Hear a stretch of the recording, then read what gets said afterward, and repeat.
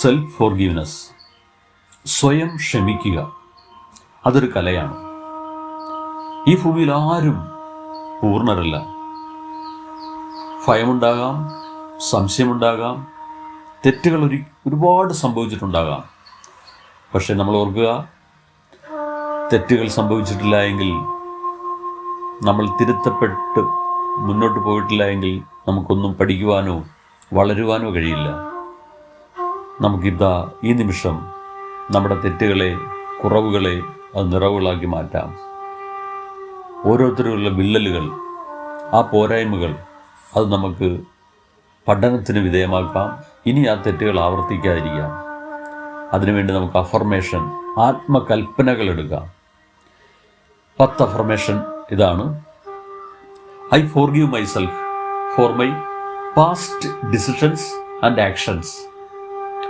I forgive myself for my past decisions and action. I release negative, damaging patterns of thought and behavior. I have the courage to recognize the light within myself. I am capable of healing.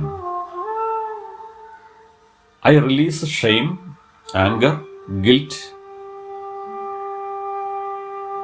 I am being of love, compassion and peace. I am being of love, compassion and peace. I trust myself to build a better future. I trust myself to build a better future.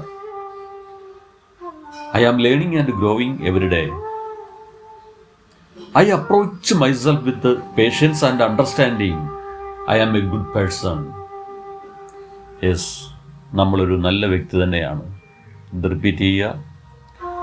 ഈ ജീവിതം കൂടുതൽ മനോഹരമാക്കുക. Today is a great day for U.